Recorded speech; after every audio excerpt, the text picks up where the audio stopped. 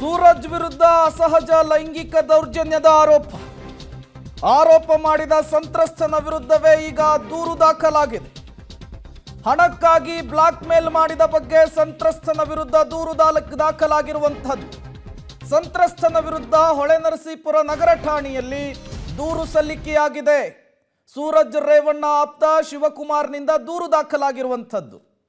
ಹಾಗಾದ್ರೆ ಸೂರಜ್ ರೇವಣ್ಣ ಅವರ ಆಪ್ತ ಕೊಟ್ಟಿರುವಂತಹ ದೂರಿನಲ್ಲಿ ಏನಿದೆ?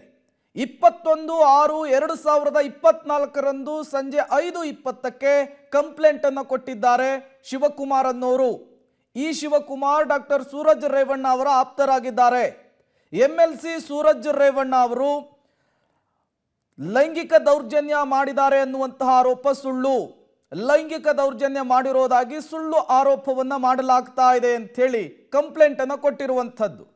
ನಮಗೆ ಬೆದರಿಸಿ 5 ಕೋಟಿ ಹಣಕ್ಕಾಗಿ ಡಿಮ್ಯಾಂಡ್ ಇಟ್ಟಿದ್ರು ಅನ್ನುವಂತಹ ವಿಚಾರವನ್ನು ಕೂಡ ಕಂಪ್ಲೇಂಟ್ನಲ್ಲಿ ಉಲ್ಲೇಖಿಸಿದ್ದಾರೆ ಸೂರಜ್ ರೇವಣ್ಣ ಅವರ ಆಪ್ತ ಶಿವಕುಮಾರ್ ಅವರು. ಅರಕಲಗೂಡು ಮೂಲದ ಯುವಕನ ವಿರುದ್ಧ ಈಗ ಕಂಪ್ಲೇಂಟ್ ಅನ್ನು ಕೊಡಲಿಕ್ಕೆ ಸೂರಜ್ ರೇವಣ್ಣ ಆಪ್ತ ಮುಂದಾಗಿರುವಂಥದ್ದು.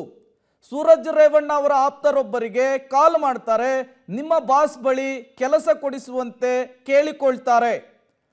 ನೀನೇ ಬಾಸ್ ಭೇಟಿ ಮಾಡು ಅಂತೇಳಿ ಆ ಸಂದರ್ಭದಲ್ಲಿ ಸೂರಜ್ ರೇವಣ್ಣ ಅವರ ಆಪ್ತರು ಸೂರಜ್ ರೇವಣ್ಣ ಅವರ ನಂಬರನ್ನು ಆ ಯುವಕನಿಗೆ ಕೊಡ್ತಾರೆ.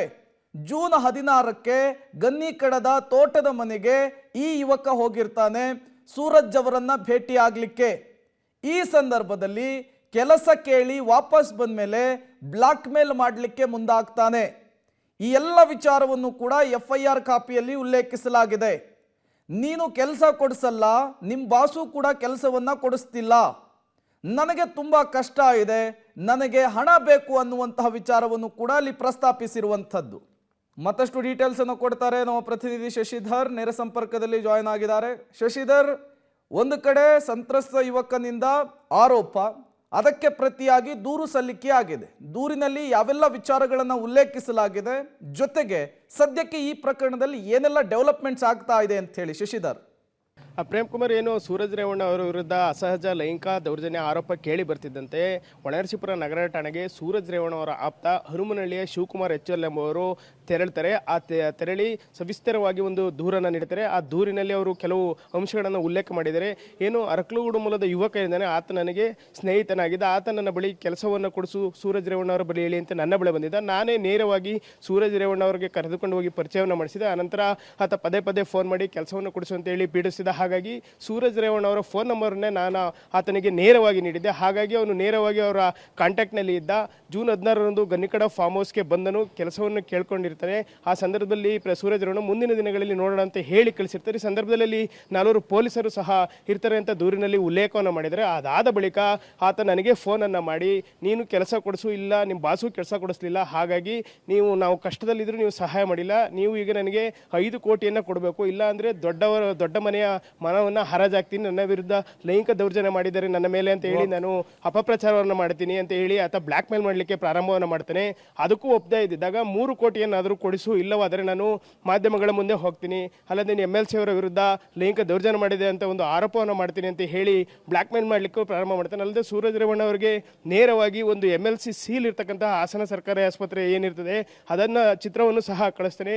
ಇದಾದ ಬಳಿಕ ಅವರು ನಗರ ಠಾಣೆಗೆ ಬಂದು ಎಲ್ಲ ಅಂಶಗಳನ್ನು ಉಲ್ಲೇಖಿಸಿ ಹಾಸನ ನಗರ ಪೊಲೀಸ್ ಠಾಣೆಗೆ ಈಗ ದೂರನ್ನು ನೀಡಿರ್ತಕ್ಕಂಥದ್ದು. ಆ ದೂರಿನ ಈಗ ಪೊಲೀಸರು ಆ ಯುವಕನನ್ನು ಕರೆದುಕೊಂಡು ಬಂದು ವಿಚಾರಣೆ ಮಾಡುವಂಥ ಒಂದು ಸಾಧ್ಯತೆ ಇದೆ.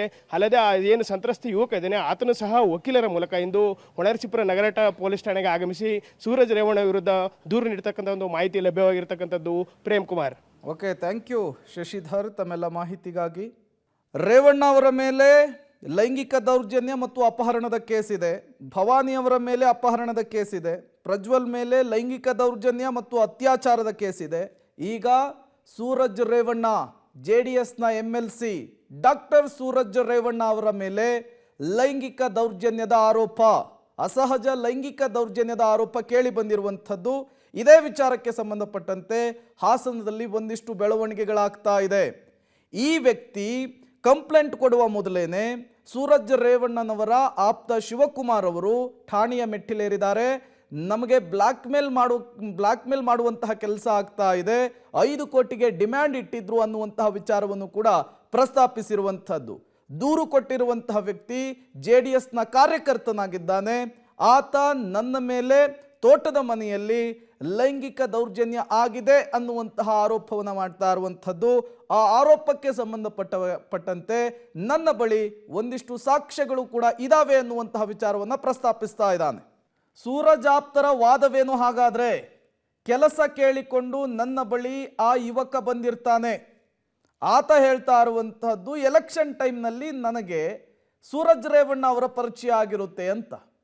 ಈಗ ಸೂರಜ್ ಅವರ ಆಪ್ತರ ಹೇಳ್ತಾ ಇರುವಂತಹದ್ದು ಕೆಲಸದ ವಿಚಾರಕ್ಕೆ ಪರಿಚಯ ಆಗಿರುತ್ತೆ ಅಂತ. ನಾನೇ ಬಾಸ್, ಮೊಬೈಲ್ ನಂಬರನ್ನು ಕೊಟ್ಟಿದ್ದೆ. ಅಂದರೆ ಸೂರಜ್ ರೇವಣ್ಣ ಅವರ ಮೊಬೈಲ್ ನಂಬರನ್ನು ನಾನೇ ಆ ಯುವಕನಿಗೆ ಕೊಟ್ಟಿದ್ದೆ ಕೆಲಸದ ನಿಮಿತ್ತ ಬಂದಿರುವಂತಹ ಕಾರಣಕ್ಕೆ. ಜೂನ್ 16ರಂದು ತೋಟದ ಮನೆಯಲ್ಲಿ ಡಾಕ್ಟರ್ ಸೂರಜ್ ಅವರನ್ನ ಭೇಟಿಯಾಗಿರ್ತಾರೆ ಆ ಯುವಕ. ಏನಕ್ಕೆ? ಕೆಲಸ ಬೇಕು, ನಾನು ಕಷ್ಟದಲ್ಲಿದ್ದೇನೆ, ಹಾಗಾಗಿ. ಈಗ ಅದೇ ಯುವಕ ಬ್ಲಾಕ್ ಮೇಲ್ ಮಾಡ್ತಾ ಇದ್ದಾನೆ. 5 ಕೋಟಿ ರೂಪಾಯಿಗೆ ಡಿಮ್ಯಾಂಡ್ ಇಟ್ಟಿದ್ದಾನೆ. ಇಲ್ಲ ಅಂದರೆ ನಿಮ್ಮ ತೇಜೋವಧೆ ಮಾಡುವಂತಹ ಕೆಲಸವನ್ನು ಮಾಡ್ತೇನೆ, ನನ್ನ ಮೇಲೆ ಲೈಂಗಿಕ ದೌರ್ಜನ್ಯವನ್ನು ಸೂರಜ್ ರೇವಣ್ಣ ಎಸಗಿದ್ದಾರೆ ಅಂಥೇಳಿ ನಿಮ್ಮ ಮಾನವನ್ನು ಹರಾಜು ಹಾಕ್ತೇನೆ ಅಂಥೇಳಿ, 5 ಕೋಟಿ ಹಣ ಕೊಡಿಸದೇ ಇದ್ದರೆ ಕೇಸನ್ನು ಹಾಕ್ತೇನೆ ಅಂಥೇಳಿ ಬೆದರಿಸುವಂತಹ ಕೆಲಸವನ್ನು ಆರೋಪ ಮಾಡಿರುವಂತಹ ಯುವಕ ಈ ಸೂರಜ್ ರೇವಣ್ಣ ಅವರ ಆಪ್ತರ ಬಳಿ ಬೆದರಿಕೆಯನ್ನು ಹಾಕಿದ್ದ ಅನ್ನುವಂತಹ ವಿಚಾರವನ್ನು ಕೂಡ ಅವರು ಪ್ರಸ್ತಾಪಿಸ್ತಾ ಇರುವಂತಹದ್ದು. ಕಂಪ್ಲೇಂಟ್ ಕಾಪಿಯಲ್ಲೂ ಕೂಡ ಇದೇ ವಿಚಾರವನ್ನು ಉಲ್ಲೇಖಿಸಿದ್ದಾರೆ.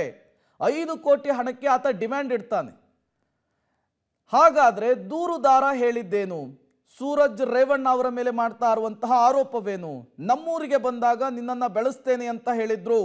ಪ್ರಚಾರದ ಸಂದರ್ಭದಲ್ಲಿ ನನ್ನ ಕ್ರಿಯಾಶೀಲತೆಯನ್ನ, ನನ್ನ ಕೆಲಸ ಕಾರ್ಯವನ್ನು ನೋಡಿ ಸೂರಜ್ ರೇವಣ್ಣ ಅವರು ಮೆಚ್ಚಿಕೊಂಡಿದ್ರು. ಆ ಸಂದರ್ಭದಲ್ಲಿ ಖುದ್ದು ಸೂರಜ್ ರೇವಣ್ಣ ಅವರೇ ನನ್ನ ನಂಬರನ್ನು ಪಡೆದ್ರು, ಅವರ ನಂಬರನ್ನು ಕೂಡ ಕೊಟ್ಟಿದ್ರು. ಆ ಸಂದರ್ಭದಲ್ಲಿಯೇ ನಮ್ಮಿಬ್ಬರ ನಂಬರ್ ಕೂಡ ಎಕ್ಸ್ಚೇಂಜ್ ಆಗಿತ್ತು ಅನ್ನೋದನ್ನ ದೂರುದಾರ ಹೇಳ್ತಾ ಇರುವಂಥದ್ದು. ಬಳಿಕ ತೋಟದ ಮನೆಗೆ ನನ್ನನ್ನು ಡಾಕ್ಟರ್ ಸೂರಜ್ ರೇವಣ್ಣ ಅವರೇ ಕರೆಸಿದ್ದು. ಅಲ್ಲಿ ಕರೆಸಿ ಮಾತನಾಡಬೇಕು ಅಂತ ಹೇಳಿ ಏಕಾಏಕಿಯಾಗಿ ಲೈಂಗಿಕ ದೌರ್ಜನ್ಯವನ್ನು ಎಸಗಿದ್ದಾರೆ. ಪ್ರತಿರೋಧವನ್ನು ಒಡ್ಡಿದಾಗ ನನಗೆ ಬೆದರಿಕೆ ಹಾಕುವಂತಹ ಕೆಲಸವನ್ನು ಕೂಡ MLC ಡಾಕ್ಟರ್ ಸೂರಜ್ ರೇವಣ್ಣ ಮಾಡಿದ್ದಾರೆ. ನಿನ್ನನ್ನು ಸಾಯಿಸಿ ಆತ್ಮಹತ್ಯೆ ಮಾಡಿಕೊಳ್ಳೋದಾಗಿ ಬೆದರಿಕೆಯನ್ನು ಹಾಕಿದ್ರು ಡಾಕ್ಟರ್ ಸೂರಜ್ ರೇವಣ್ಣ ಅಂತ ಕೂಡ ದೂರುದಾರ ಯುವಕ ಕೊಡ್ತಾ ಇರುವಂತಹ ಹೇಳಿಕೆ ಪ್ರತಿ ಹೇಳಿಕೆಯನ್ನು ಗಮನಿಸಿದ್ವಿ. MLC ಸೂರಜ್ ವಿರುದ್ಧ ಅಸಹಜ ಲೈಂಗಿಕ ದೌರ್ಜನ್ಯ ಆರೋಪ. ಹೊಳೆನರಸೀಪುರ ಗ್ರಾಮಾಂತರ ಠಾಣೆಯಲ್ಲಿ ದೂರು ದಾಖಲಾಗುವಂತಹ ಸಾಧ್ಯತೆ ಇದೆ. ವಕೀಲರ ಮೂಲಕ ದೂರನ್ನು ದಾಖಲಿಸಲಿಕ್ಕೆ ಈಗ ಸಂತ್ರಸ್ತ ಯುವಕ ತಯಾರಿಯನ್ನು ಮಾಡಿಕೊಂಡಿದ್ದಾನೆ. ಜೂನ್ 16ಕ್ಕೆ ಹೊಳೆನರಸೀಪುರದ ತೋಟದ ಮನೆಯಲ್ಲಿ ಅಸಹಜ ಲೈಂಗಿಕ ದೌರ್ಜನ್ಯ ಆಗಿದೆ ಅನ್ನುವಂತಹ ಆರೋಪವನ್ನು ಆತ ಮಾಡ್ತಾ ಇದ್ದಾನೆ. ನಿನ್ನೆ DGಗೆ 14 ಪುಟಗಳ ದೂರನ್ನು ಬರೆದಿದ್ದ ಈತ ಇವತ್ತು ವಕೀಲರ ಮೂಲಕ ಖುದ್ದು ಠಾಣೆಗೆ ಹೋಗಿ ಕಂಪ್ಲೇಂಟ್ ಅನ್ನು ಕೊಡಲಿಕ್ಕೆ ಮುಂದಾಗ್ತಾ ಇದ್ದಾನೆ. ಈತ ಕಂಪ್ಲೇಂಟ್ ಕೊಡುವ ಮೊದಲೇನೆ ಸೂರಜ್ ರೇವಣ್ಣ ಅವರ ಆಪ್ತರು ಠಾಣೆಯ ಮೆಟ್ಟಿಲೇರಿ ಬೆದರಿಕೆಯ ಆರೋಪವನ್ನ, ಬ್ಲಾಕ್ ಮೇಲ್ ಆರೋಪವನ್ನ ಮಾಡಿದ್ದಾರೆ.